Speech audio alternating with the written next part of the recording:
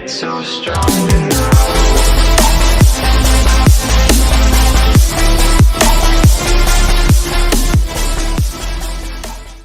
So before moving on to JavaScript, let's style our code a bit so that it looks much better while working with JavaScript. Okay.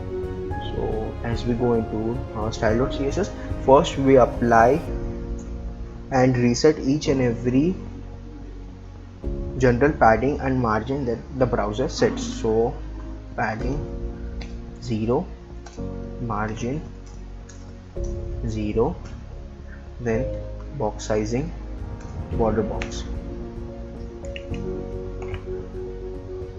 So we reset each and every stuff that the browser has. So this is what our application looks like now without resetting each and every margin and padding that the browser has. So if we save this, now see, we don't have any margin or padding between any elements, so we have to style it according to us so that we do not have to manipulate any stuff with the browser. So this is very important stuff. Whenever you style anything, you have to first reset each and every stuff so that you don't have to face any problems later on. Then we'll have a good looking background color as we have right now. So this is a gradient. We'll do that same in this project too. So we will have our body background image, and this will be having a linear gradient of 120 degrees,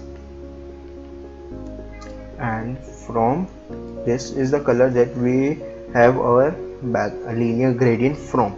So I have this color,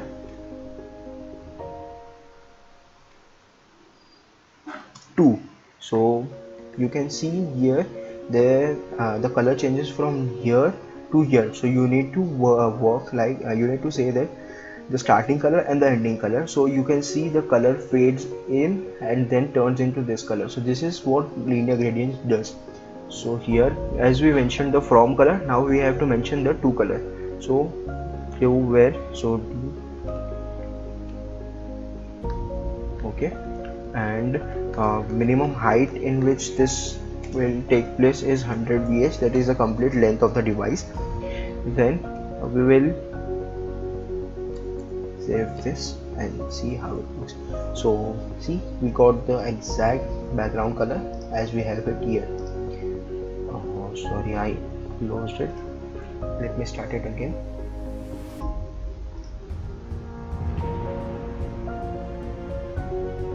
Yeah. Now after that, let's start with our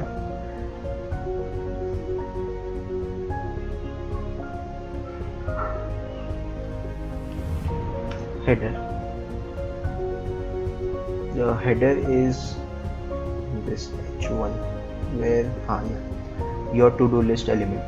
So we will style that too. Here we have font size of 1.5 rem will be enough. See how it looks. Yeah, it's much better. So 1.5 rem is better. Then we go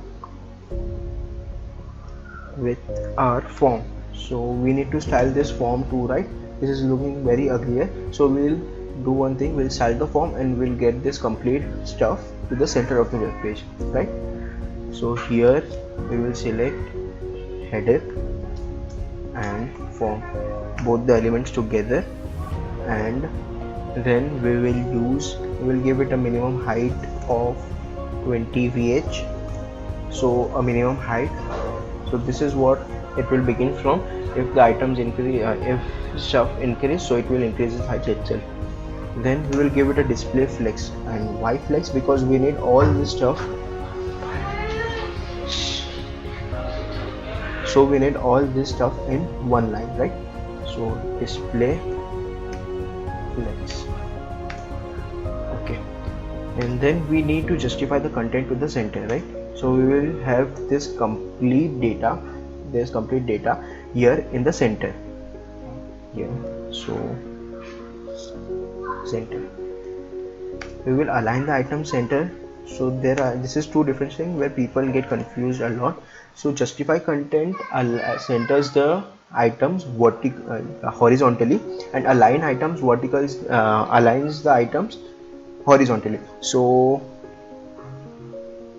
you'll see this, and I'll give it a flex flow of wrap so that it goes responsive too. So let's see how it looks like. Yeah, so see, we have our data in the center like this.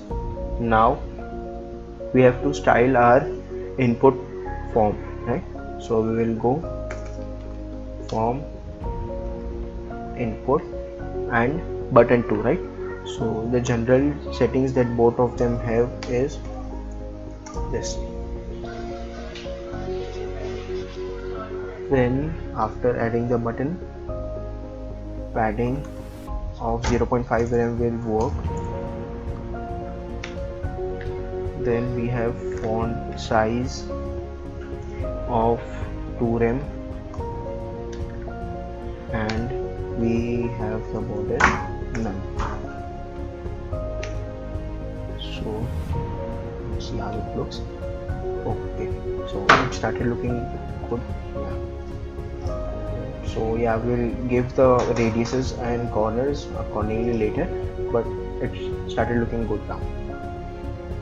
Then we will have our button style. So form, button, and we will give it a background color, the color that we have here, so it looks good. So we will have a color of D88771. Then we will have background,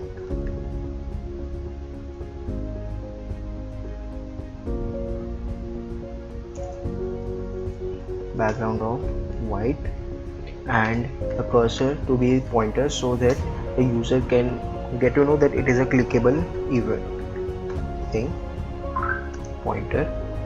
Now we need to add a transition so that it doesn't look observed when we so before adding the transition, let's see this, save this.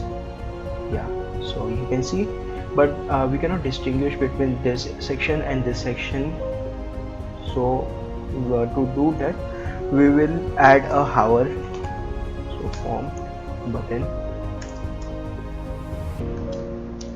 hover, and we will change the background color so that it looks good and we can distinguish between stuff too. So background color will be the color, we will invert the color actually, so that hash D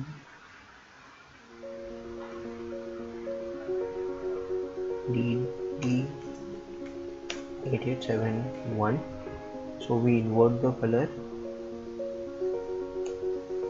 and we'll give the front color to be white. So here you can see, as soon as the user hovers over it, the color changes abruptly. So we do not want to do that, so we will add a transition effect to it so that the color changes smoothly. So to do that, we'll come up in here, form, button, and we will add a transition,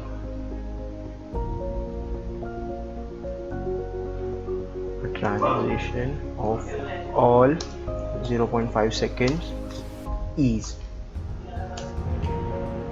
Okay, so now yeah, so the color changes smoothly in and out.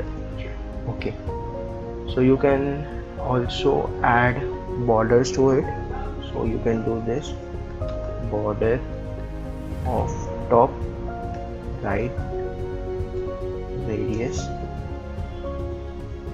will be 5 pixels. So you can see sorry, the typing errors.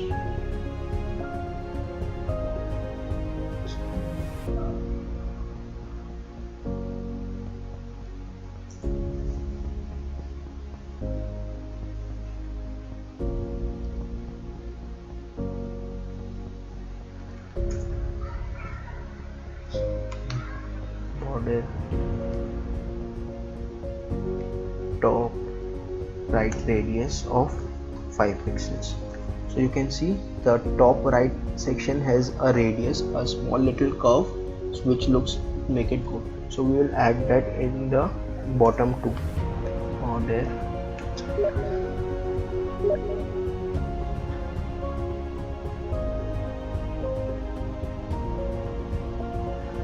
Border of